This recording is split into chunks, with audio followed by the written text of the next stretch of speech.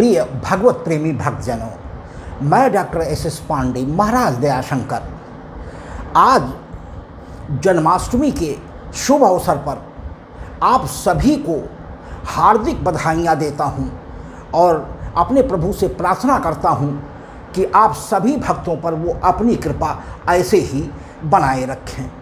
भक्तों, अभी आज पिछला पद डाले हुए मात्र 5 ही दिन हुए हैं और 7 दिन के बाद नया पद अपलोड करता था, परंतु आज ही जन्माष्टमी का जन्म दिवस हमारे प्रभु श्री कृष्ण का होने के कारण मन में ये अभिलाषा जागृत हुई कि क्यों ना एक अपने प्रभु के जन्म का पद आज ही अपने भक्तों के समक्ष प्रस्तुत किया जाए, जिससे वो भी उस उल्लास में शामिल हो सकें। तो भक्तों, यही सोच करके कल से प्रभु की प्रेरणा से यह नया पद हमारे प्रभु श्री कृष्ण के जी के जन्म की बधाई का तैयार हुआ है, जिसे आपका प्यार और आशीर्वाद पाने हेतु आज मैं आपके समक्ष इस शुभ अवसर पर प्रस्तुत कर रहा हूँ। भक्तों, हमारे प्रभु श्री कृष्ण जी माता देवकी के गर्भ से 8वें पुत्र के रूप में कंस के कारागार में चतुर्भुज स्वरूप लेकर के प्रकट हुए थे। माता की देवकी जी की प्रार्थना पर हमारे प्रभु ने तत्काल ही शिशु रूप बना करके माता की गोदी में विराजित होकर के देवकी माँ को भी मातृत्व सुख प्रदान किया, लेकिन वो क्षणिक था। भक्तों, हमारे प्रभु कृष्ण जी यशोदा मैया के पूर्व जन्म में जब वो धरा नाम की परम कृष्ण भक्त तपस्विनी थी, तो एक दिन प्रभु अपने कुछ 7 भक्त गणों को, संतों को ले करके अचानक उनकी कुटिया में पहुंच गए। दर्शन देने की तो अभिलाषा थी ही साथ यह हमारी माँ धरा के लिए परीक्षा का भी समय था। भक्तों, नितांत गरीबी में अपना जीवन यापन कर रही थी। अब संतों के आ जाने पर हमारी धरा जी बेहद दुखित हो गई कि आज प्रभु इज्जत कैसे बचेगी, हम कैसे इनको और क्या भोजन करावें, घर में एक दाना भी नहीं है। लेकिन भक्तों, संतों से नहीं बतलाया और वो अपने गांव के ही एक सेठ के पास, जो जिस पर इनकी दृष्टि अच्छी नहीं थी, कुछ सामान देने की प्रार्थना किया कि हमारे यहाँ कुछ संत भगवान आ गए हैं और कुछ समय के लिए आप हमें उनको भोजन कराने भर की सारी वस्तुएं दे दें। तो उसने एक शर्त रखी और उसकी उस शर्त को भी हमारी धरा जी ने स्वीकार कर लिया, यानी अपना तन गिरवी रख दिया। लेकिन तुरंत आकर के भोजन बना करके हमारे संतों को हंसी खुशी पवा करके, और जब उन्होंने जाने की प्रार्थना किया तो चरण पर गिर करके प्रार्थना किया कि प्रभु, जो कुछ संभव था वो मैंने सेवा किया, अगर कुछ कमी रह गई हो तो हमें माफ़ कीजिएगा, क्षमा कीजिएगा संत, और हमारे पास कुछ नहीं है। भक्तों, वो और कोई नहीं, प्रभु कृष्ण ही थे और हमारी धरा के पास कोई संतान नहीं थी, लेकिन लालसा जरूर प्रभु कृष्ण को पुत्र रूप में पाने की थी। तो हमारे भगवान ने इनकी परीक्षा में जब इनकी समर्पण देखा तो तुरंत वरदान दे दिया कि माँ, इस जन्म में तो तुम्हारा पुत्र के रूप में बन करके नहीं आ पा सकूंगा, लेकिन मैं वादा करता हूँ कि द्वापर में मैं आपको 12 वर्षों तक मातृत्व सुख प्रदान करके आपकी ये चिर अभिलाषा अवश्य पूर्ण करूंगा। भक्तों, एक वो भी अभिप्राय हमारे प्रभु के जन्म लेने का था कि जैसे ही शिशु रूप में बने, तुरंत पिता वसुदेव से प्रार्थना किया, क्योंकि 8वीं संतान ही नारद के बताए अनुसार कंस की काल थी। इसलिए उसने पहरेदारी बहुत सख्त रखी थी। पहरेदारों को सचेत किया था कि जैसे ही 8वें पुत्र का जन्म हो तत्काल हमें सूचना दो, क्योंकि 6 पुत्र वो पहले मार चुका था। 7वें गर्भ में गर्भस्राव बता करके, जिसमें बलराम जी आए थे, संकर्षण द्वारा निकाल कर गर्भ को, और नंद बाबा के साथ वसुदेव जी की पहली पत्नी जो रोहिणी जी रह रही थी, कि कंस के भय से उन्होंने अपनी प्रथम पत्नी को अपने परम मित्र नंद बाबा के यहाँ गोकुल में पहले ही भेज दिया था कि इस छोटी पत्नी के साथ तो मैं जेल काट ही रहा हूँ, बड़ी पत्नी तो कम से कम वो दुख न भोगे।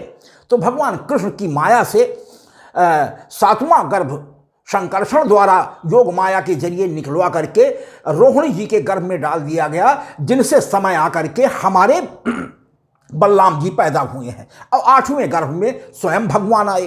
तो तत्काल अपने पिता वसुदेव से प्रार्थना किया कि मुझे तत्क्षण आप ले चल करके यशोदा माँ के यहाँ गोकुल में पहुँचा दें। और मैंने अपनी उन मैया को भी वादा किया था 12 साल मातृत्व सुख प्रदान करने का। तो पिताजी 12 वर्ष के बाद आप लोगों की सेवा करूंगा, लेकिन हमारा वरदान झूठा न हो, इसलिए तत्क्षण करें और कंस जान भी न पावे। एक दूसरा उद्देश्य हमारे प्रभु का ये भी था। वसुदेव जी बिल्कुल निराश हो गए कि हथकड़ियाँ बेड़ियाँ लगी हुई हैं, पहरेदार सब जगे हुए हैं, किस प्रकार भगवान मैं आपको ले चलूं। तो एक डलैया में जो खाना उनके जेलर आकर के नौकरों के जरिए भिजवा दिया करते थे देवकी और वसुदेव को गर्भ में, उसी में हमारे प्रभु को शिशु रूप में लिटा करके, और प्रभु की माया से सारी हथकड़ी बेड़ियां खुल गई, पहरेदार सब सो गए। निरापद जेल से निकलकर यमुना जी को पार करते हुए, क्योंकि यमुना जी भी पद प्रक्षालन करना चाहती थी कृष्ण जी का, इसलिए थोड़े समय के लिए तो वो बढ़ी, लेकिन जब गले तक आ गई तो प्रभु कृष्ण समझ गए कि अब हमारे पिताजी घबरा रहे हैं। तत्काल डलैये से अपने चरण भगवान ने थोड़ा सा, जितने छोटे चरण थे, लटका दिया, और जैसे ही हमारी यमुना जी स्पर्श कर पाई चरणों का, तुरंत घुटने से नीचे जल लेकर के स्थिर हो गई, और वसुदेव जी पार होकर के जाकर के यशोदा मैया की गोद में गोकुल में पहुंचकर लिटा दिए। यशोदा मैया उस समय निढाल थी, वो जान भी नहीं पाई कि मुझे पुत्र हुआ है या पुत्री। योग माया पुत्री हमारी यशोदा मैया को हुई थी। तो तत्काल उस पुत्री को ला करके भगवान ने यह कहा था कि हमारी योग माया बहन को ला करके हमारी मैया देवकी को आप प्रदान कर दीजिए और मुझे यशोदा मैया की गोद में पहुंचाइए। तो तुरंत योग माया को, कन्या को उठा करके ला करके देवकी मैया की गोद में वसुदेव जी ने दे दिया। लेकिन ऐसा करते करते प्रहर हो गई, यानी करीब करीब प्रातःकाल होने को आ गया, और जैसे ही कन्या माता की गोद में पहुंची, बहुत जोरों से रोने लगी, हथकड़ियाँ बेड़ियाँ यथावत पड़ गई, पहरेदार सब जग गए। तुरंत बच्चे का रुदन सुन करके पहरेदार पहुँचे, देखा कि कन्या हुई है, तत्काल जा करके कंस को बताया। कंस बड़े आश्चर्य में पड़ा कि नारद जी ने तो बताया था कि 8वां पुत्र तेरा काल होगा, ये पुत्री कहाँ से आ गई। खैर, उसने उस समय इतनी जल्दी में कि ये 8वां मेरा काल है, यह तो पक्का है, तो लिहाजा चाहे पुत्र हो चाहे पुत्री हो, इसको भी मैं छोड़ूंगा नहीं। भागता हुआ आया और देवकी की गोद से कन्या को छीनकर जैसे ही पटकना चाहा, तुरंत हमारी योग माया आकाश में उड़ करके आकाशवाणी किया कि रे दुष्ट, तेरे पाप और अत्याचार का घड़ा अब भर गया है, तुझे मारने वाला कहीं पैदा हो गया है। और हमारी योग माया जी जाकर के 9 दुर्गा के रूप में स्थापित हो गई। भक्तों, ये थोड़ा सा बता देने से आपको आके पद को समझने में आसानी होगी। दूसरा एक बहुत महत्वपूर्ण तथ्य आपको बतला दें कि भक्तों, हमारे प्रभु राम त्रेता में अवधपुर, श्री कौशल प्रदेश और जनकपुर की महिलाओं को, जो प्रभु की सुंदरता पर मोहित होकर के विभिन्न रूपों में, किसी ने पति रूप में, किसी ने भाई के रूप में, किसी ने पिता के रूप में, किसी ने पुत्र रूप में कामना की थी, तो प्रभु ने ये वर दिया था कि ये मैं 14 कलाओं से युक्त अंशावतार मेरा त्रेता का है, इसलिए मैं इस जन्म में मर्यादित अवतार होने के कारण आपकी इच्छाओं की पूर्ति नहीं कर सकता हूं, लेकिन वादा करता हूं कि द्वापर में जब मैं अपने परिपूर्ण अंश के सहित 16 कलाओं लेकर के अवतरित होऊंगा, तो द्वापर में आप सभी गोपियां बन करके पहुंचना, और मैं आप लोगों की त्रेता में मनवांछित इच्छाएं, जो आपने अपनी कल्पनाएं की हैं, भरसक प्रयास करूंगा कि द्वापर में आपको वो सुख प्रदान करने की कृपा करें। तो आज वही हमारे प्रभु श्री राम जी द्वापर में श्री हर विष्णु के रूप में कृष्ण अवतार लिए हैं। भक्तों, त्रेता में हमारे लक्ष्मण जी छोटे भाई प्रभु राम के बने थे, लेकिन उस त्रेता में 14 वर्ष के वनवास अवधि में लक्ष्मण जी ने 24 घंटे रातों दिन जागकर प्रभु की रक्षा और सेवा शुश्रूषा का अपना कठिन व्रत पूरा किया था। भक्तों, इस सेवा से हमारे प्रभु इतना प्रसन्न थे कि त्रेता में लक्ष्मण से यह कहा था कि भैया इस जन्म में तो मैं तुम्हारे द्वारा किए गए एहसान का ऋण नहीं चुका सकता हूं, लेकिन वादा करता हूं कि मैं इस आपके एहसान का बदला अब द्वापर में तुम्हारा छोटा भाई बन करके आपकी सेवा करके पूर्ण करूंगा। तो भक्तों, आज द्वापर में श्री कृष्ण जी जो त्रेता में छोटे भाई लक्ष्मण थे, आज द्वापर में 7वें गर्भ के रूप में बड़े भाई के रूप में बलराम या बलदाऊ बन करके आए हैं। एक नाम उनका संकर्षण भी था, क्योंकि गर्भ से संकर्षण क्रिया के द्वारा गर्भ निकालकर माता रोहिणी के गर्भ में डाले गए थे। तो बलराम जी को आप माता देवकी का भी पुत्र कह सकते हैं और माता रोहिणी का भी पुत्र कह सकते हैं, क्योंकि पिता तो दोनों के एक थे, दोनों पत्नियां थी। रोहिणी जी बड़ी पत्नी थी, देवकी जी छोटी पत्नी थी। तो माता भी वही मान लो, पिता तो वसुदेव जी थे ही। तो यह है। और हमारे कृष्ण जी कृष्ण के रूप में प्रभु राम छोटे भाई बन करके आज द्वापर में आए हैं। तो यह भी एक महत्वपूर्ण जानकारी भक्तों आपके समक्ष बता देने से आपका ज्ञान ताजा हो जाएगा और प्रभु के प्रति आपकी जिज्ञासा बनी रहेगी। और यदि कोई शंकाएं रही होंगी तो मेरे इस स्पष्टीकरण के बाद आपकी उन शंकाओं का भी निराकरण हो गया होगा। आइए भक्तों, ज़्यादा समय न लेकर के एक छोटे से संकीर्तन के बाद हम अपने प्रभु कृष्ण जन्म की बधाई का कल और आज के बीच में प्रभु की प्रेरणा से बनाया गया पद आपके समक्ष प्रस्तुत करूंगा। आइए एक छोटा सा संकीर्तन हो जाए। हमारो मन राधा कृष्ण राधा कृष्ण राधा परम धन राधा कृष्ण राधा श्री राधा हमारो धन राधा कृष्ण राधा कृष्ण राधा जीवन धन राधा कृष्ण राधा श्री राधा काटे कोटि बाधा कृष्ण राधा श्री राधा हमारो मन राधा कृष्ण राधा जीवन धन राधा कृष्ण राधा परम धन राधा कृष्ण राधा हमारो मन राधा कृष्ण राधा जीवन धन राधा कृष्ण राधा हमारो मन राधा कृष्ण। धन्यवाद भक्तों। इस छोटे से संकीर्तन के बाद अब आइए अपने प्रभु कृष्ण की जन्म की जो आज ही है बधाई का ये पद कुछ विलंब से प्रातःकाल यदि हो गया होता तो शायद आपको ज़्यादा मौका मिल जाता, परंतु फिर भी भक्तों जो कुछ भी समय रात्रि के 12 बजे तक आपके पास है, यदि प्रभु की कृपा हुई तो आप सुनने में समर्थ हो जाएंगे। भक्तों अभी ये पद रिकॉर्ड कर रहा हूँ, रिकॉर्ड करने के बाद अपलोड होगा तो करीब करीब 1 घंटे के समय के बाद आपको हमारा ये पद सुनने के लिए यूट्यूब चैनल पर उपलब्ध हो जाएगा। आइए हम जन्म बधाई प्रभु कृष्ण जन्म बधाई का ये पद आपके समक्ष प्रस्तुत है।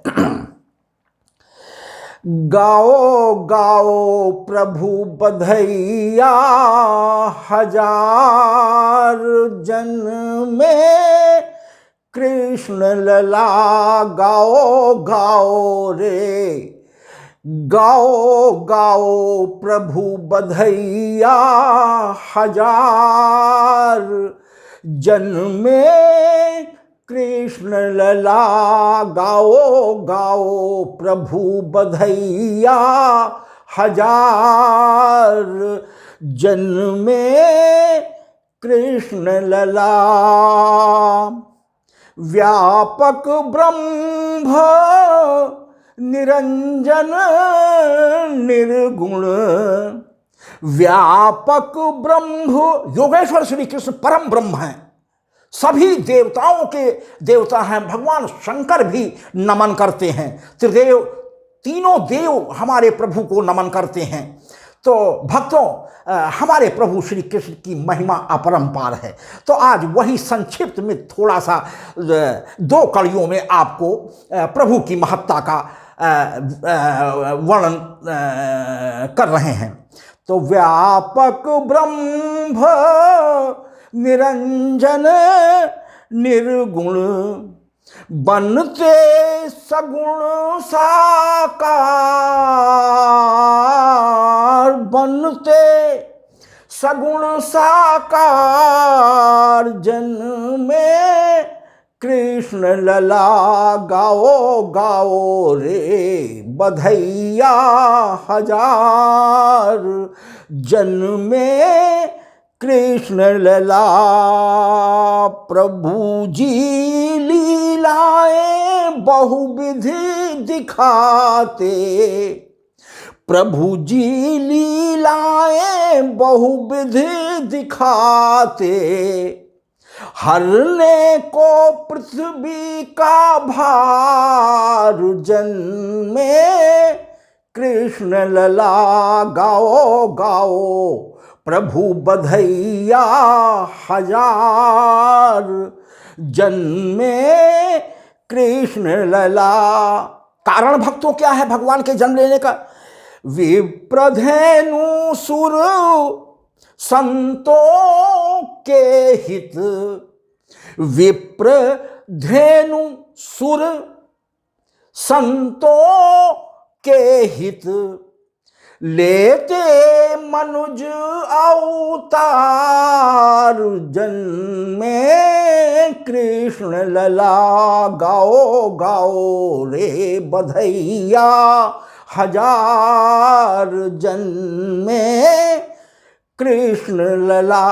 भक्तों, मानस में भी भगवान हमारे श्री तुलसीदास जी ने कहा है कि विप्रधेनु सुर संत हित, लीन मनुज अवतार, निज इच्छा निर्मित तन, माया गुण गोपाल। तो भक्त वही चीज है कि वे प्रधेनु सुर संतों के हित, लेते मनुज अवतार, जन्मे कृष्ण लला गाओ गाओ प्रभु बधैया हजार, जन्मे कृष्ण लला। भक्तों, क्रमशः हम आपको ले चल रहे हैं इसलिए कि भगवान की उस लीला की संपूर्णता का आपको आभास हो सके। तो आइए, मथुरा जेल प्रभु जन्म लियो है, मथुरा कंस की जेल में, मथुरा जेल प्रभु जन्म लियो है, प्रकटे हैं जगदाधार, जन्मे कृष्ण लला गाओ गाओ प्रभु बधैया हजार, जन्मे कृष्ण लला। भादो माह अष्टमी दिन बुध, भक्तों आज ही भादो मास अष्टमी दिन बुध, शुभ रोहिणी नखत की बहार, जन्मे कृष्ण लला गाओ गाओ प्रभु बधैया हजार जन्मे कृष्ण लला। कृष्ण पक्ष की अर्ध रात्रि को, ठीक रात्रि के 12 बजे भगवान कृष्ण पक्ष में पैदा हुए हैं। तो कृष्ण पक्ष की अर्ध रात्रि को प्रकटे हैं कृष्ण मुरार जन्मे कृष्ण लला गाओ गाओ प्रभु बधैया हजार जन्मे कृष्ण लला। रूप चतुर्भुज, शंख चक्र गदा और पद्म। तो रूप श्री हर विष्णु के ही दोनों अवतार थे, चाहे त्रेता में हमारे प्रभु श्री राम जो कि अंशावतार थे, और द्वापर में हमारे हर विष्णु के अवतार भगवान प्रभु कृष्ण जो कि पूर्ण अवतार थे, पूर्ण ब्रह्मावतार। तो रूप चतुर्भुज धारि के आए, शिशु बने लीलाधार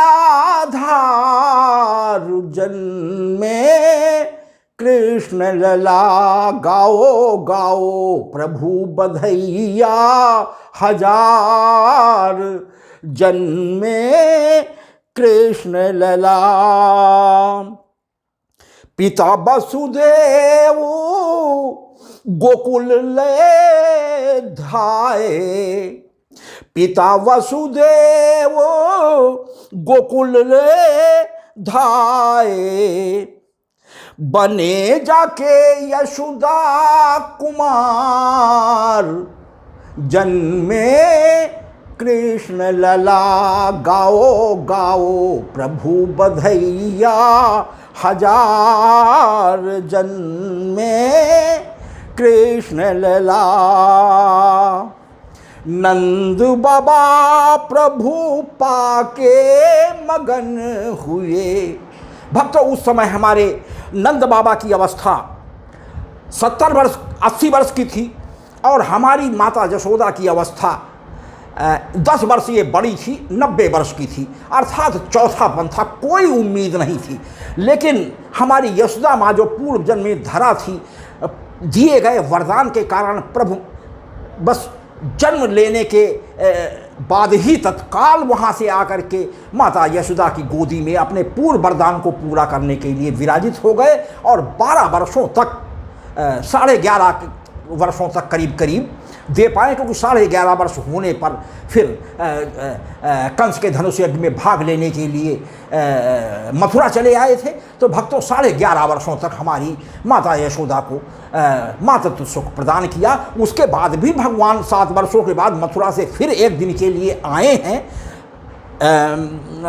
और अक्रूर जी को भेजने के बाद जब गोपियों को और माता यशोदा को बिल्कुल विश्वास नहीं हुआ और सब गोपियां और माता यशोदा नंद बाबा सूख कर लकड़ी जैसे हो गए, तो यह बिरा देखकर प्रभु से नहीं रहा गया। लेकिन जरासंध के आक्रमणों से इतना तंग हो गए थे मथुरा में कि 17 बार भक्तों 16 वर्ष की मथुरा की काल अवधि में जरासंध ने, कंस के ससुर ने आक्रमण किया। तो सोच लीजिए कि एक क्षण हमारे प्रभु मथुरा में मौका नहीं पाए। लेकिन माता पिता श्री राधा जी की विरह और गोपियों के विरह को देख करके अक्रूर जी के बाद फिर एक दिन भगवान हमारे गोकुल में आकर के दर्शन दे करके फिर मथुरा चले गए और मथुरा के बाद फिर वहीं से द्वारिका चले गए। भक्तों, हमारी राधा जी भी नहीं जा सकी। उसी एक मिलन के बाद उनके भाई श्री जो चचेरे भाई श्री दामा थे, उनके श्राप के फलस्वरूप, क्योंकि राधा और कृष्ण का चोरी चोरी छिपे मिलन उनको पसंद नहीं था। ना कृष्ण को कृष्ण बताते थे श्री दामा जी से कि मैं राधा से मिलने जा रहा हूँ, ना राधा जो इनकी चचेरी बहन थी ना वो बताती थी कि आज मैं कृष्ण से मिल रही। तो इससे वो नाराज़ होकर के हमारी राधा जी को श्री कृष्ण से 100 वर्षों के वियोग का श्राप दे दिया था कि जाओ आज से 100 वर्षों के बाद तक तुम कृष्ण से नहीं मिल पाओगी। तो भक्तों ठीक 100 वर्षों के बाद प्रभु कृष्ण जी ने बोला, हालांकि हृदय में तो एक दूसरे के दोनों विराजमान थे, यह बिछोह जरूर लौकिक रूप में रहा, दिल से कभी एक दूसरे से अलग नहीं हुए, क्योंकि राधा जी हमारी साक्षात आत्मा है प्रभु की, और राधा जी के भी हृदय में श्री कृष्ण के चरणान बिंद हमेशा विराजे रहते हैं। तो वैसे तो अलग नहीं थे, लेकिन लौकिक रूप से 100 वर्षों का यह बिछोह सहना पड़ा। और हमारी राधा जी जो कि 1 वर्ष हमारे प्रभु राम जी से बड़ी थी, 11.5 वर्ष में हमारे प्रभु चले गए, तो 1 वर्ष और उसमें जोड़ लीजिए, 12.5 वर्ष, करीब करीब 113 वर्ष की अवस्था में भगवान कृष्ण के बुलाने पर प्रभु के 100 वर्षों के अंतराल के बाद द्वारिकापुरी में फिर दर्शन हमारी राधा जी को मिल पाए हैं। तो भक्तों, ये सब कुछ ऐसी जानकारियां हैं जो ग्रंथों के गहन अध्ययन के बाद ही आप पा सकते हैं, या किसी संत की आपके ऊपर मूर्धन्य संत की अहेतु की कृपा हो जाए तो वो आपको बतला दे। अन्यथा बात बहुत छोटी है, लेकिन जानने के लिए बड़ा परिश्रम करना पड़ता है। तो भक्तों, आइए अगली लाइन में हम चल रहे हैं कि नंद बाबा प्रभु पाके मगन हुए, सुत बनी आए हमार जन्म में, कृष्ण लला गाओ गाओ रे बधैया 1000 जन्म में, कृष्ण लला। घर घर बंदन वार सज गए, घर घर बंदन वार सज गए, छाई है खुशियाँ अपार जन्म में, कृष्ण लला गाओ गाओ प्रभु बधैया 1000 जन्म में, कृष्ण लला। बाजत ढोल मृदंग ताल सब, खुशी के मारे संपूर्ण ब्रज क्षेत्र जिसमें नंदगांव, गोकुल, बरसाना, वृंदावन आता है, और यहाँ तक कि भले कंस का साम्राज्य मथुरा में रहा हो, लेकिन वहाँ की भी नारियाँ हमारे प्रभु कृष्ण जी को सुन सुनकर मन से चाहने लगी थी। तो भक्तों, संपूर्ण यह ब्रज क्षेत्र कहलाता, गोवर्धन भी उसमें आ जाता है, तो संपूर्ण ब्रज में उत्सव होने लगी। तो वही मेरा इसमें सब तरीके के वाद्य जिसके पास जो था मारे प्रसन्नता के बजाने लगा। तो बाजत ढोल मृदंग ताल सब, घंटे शंख घरियार जन्मे, कृष्ण लला गाओ गाओ प्रभु बधैया 1000 जन्मे, कृष्ण लला। गोपी ग्वाल सब नाचत गावत, गोपी ग्वाल सब नाचत गावत, होने लगे मंगलाचार जन्मे, कृष्ण लला गाओ गाओ प्रभु बधैया 1000 जन्मे, कृष्ण लला। यशोदा लुटावे अन धन सोनवा, मारे खुशी के यशोदा लुटावे अन धन सोनवा, बाबा खोले गौशाला के द्वार जन्मे, कृष्ण लला गाओ गाओ प्रभु बधैया 1000 जन्मे, कृष्ण लला। भक्तों, गर्भ की संभावना का पता लगते ही हमारे नंद जी की 2 बहनें, जिनका नाम नंदा और सुनंदा था, वो मारे खुशी के कि इस चौथे पन में हमारी भाभी को यह संतान की प्राप्ति होने जा रही है तो 6 महीने पहले से ही आ गई थी।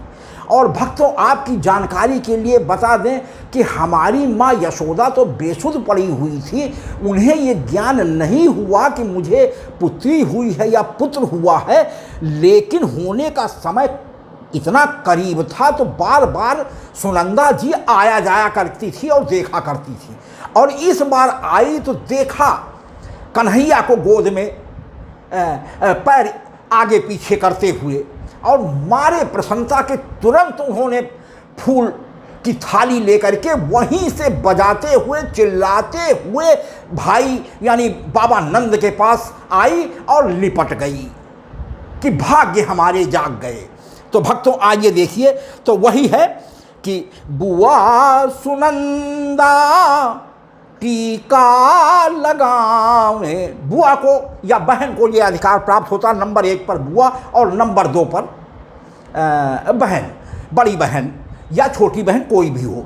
तो भक्तों, हमारी सुनंदा जी प्रसन्नता में आकर के तुरंत भैया के नज़र न लग जाए माथे पर डिठोना या टीका लगा दिया। और उसकी प्रसन्नता में हमारी यशोदा मैया देखिए कि बुआ सुनंदा टीका लगावे, यशोदा दीन्ही 9 लखा हार जन्मे, कृष्ण लला गाओ गाओ प्रभु बधैया 1000 जन्मे, कृष्ण लला। भक्तों, यशोदा मैया जो गले में हार पहने हुई थी और वो बहुमूल्य हार था जिसे 9 लखा हार कहते हैं, तुरंत उठा करके सुनंदा जी के गले में डाल दिया। इतनी प्रसन्नता थी कि क्या पावें क्या दे दें। तो नभु से सुर प्रसून बरसावत, सुर देवता ऋषि मुनि सबकी प्रशंसा का पारावार नहीं था भक्तों। तो सुर से, नभु से सुर प्रसून माने पुष्प, पुष्प वर्षा देवता लोग आकाश से करने लगे। तो नभु से सुर प्रसून बरसावत, जय हो त्रिभुवन पति आगार जन्मे, कृष्ण लला गाओ गाओ प्रभु बधैया 1000 जन्मे, कृष्ण लला। अगली लाइन में भक्तों जो मूल बातें किया कि हमारे प्रभु राम जी त्रेता में बड़े भाई के रूप में थे, आज द्वापर में कृष्ण अवतार ले करके छोटे भाई के रूप में आए हैं। श्री लक्ष्मण जी त्रेता में प्रभु राम के छोटे भाई थे। ऋण उतारने के लिए आज प्रभु राम जी छोटे बने हैं और लक्ष्मण जी 7वें गर्भ के रूप में बलराम या बलदाऊ के रूप में आए हैं। तो भक्तों, इस लाइन में, क्योंकि ये लाइनें हमेशा के लिए हो जाएंगी और हमेशा लोग जो पूर्व में पद गाने के पूर्व में मैंने बताया है शायद उसको न पढ़ पावें, केवल पद ही सुनने भर का उनके पास समय हो तो भी उनका ज्ञान बराबर ताज़ा बना रहे। तो इस लाइन में वो है कि लक्ष्मण जी बड़े दाऊ बनी आए, शेषावतार जी। तो लक्ष्मण जी बड़े क्या बलदाऊ बन के दाऊ बनी आए, राम छोटे बने कृष्णा अवतार जन्मे, कृष्ण लला गाओ गाओ प्रभु बधैया 1000 जन्मे, कृष्ण लला। भक्तों, अंत में भक्त दयाशंकर का प्रभु से निवेदन है और अपने प्रभु से अपेक्षा भी है। ब्राह्मण होने के नाते हमारा अपने प्रभु को आशीर्वाद देने का भी हक है। भक्तों, ब्राह्मणों को ये अधिकार प्रारंभ से हमारे सभी भगवानों ने प्रदान कर रखा है। तो भक्तों आइए अंतिम लाइन में भक्त दयाशंकर का कहना कि दयाशंकर प्रभु बधाई गावत, दयाशंकर प्रभु बधाई गावत, चिरजीवे कान्हा हमार जन्मे, कृष्ण लला गाओ गाओ प्रभु बधैया हजार जन्मे, कृष्ण लला। एक बार और भक्तों अंतिम लाइन कि दयाशंकर प्रभु बधाई गावत, चिरजीवे कान्हा हमार जन्मे, कृष्ण लला गाओ गाओ प्रभु बधैया हजार जन्मे, कृष्ण लला। धन्यवाद भक्तों, जो कुछ भी प्रभु ने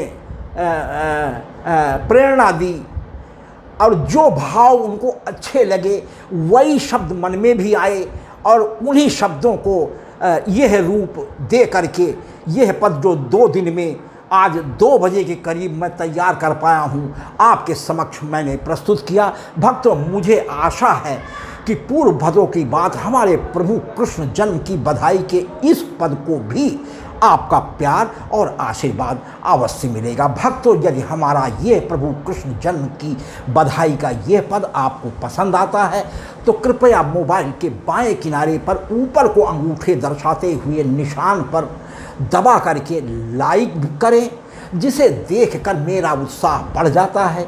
भक्तों एक चिन्ह के बाद एक तिरछा सा चिन्ह इशारा करता हुआ बना होता है जो शेयर का चिन्ह कहा जाता है।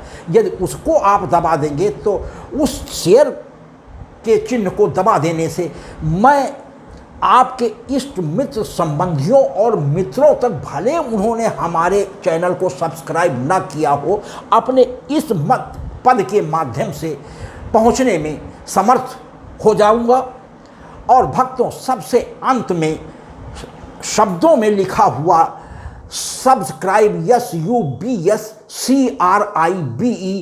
शब्द वाक्य होता है, उसको भी दबा करके आप सब्सक्राइब कर दें, जिससे हमारा मनोबल कई गुना बढ़ जाता है कि आज भी हमारे प्रभु की लीलाओं के गुणगान को सुनने वाले कितने भक्त हैं।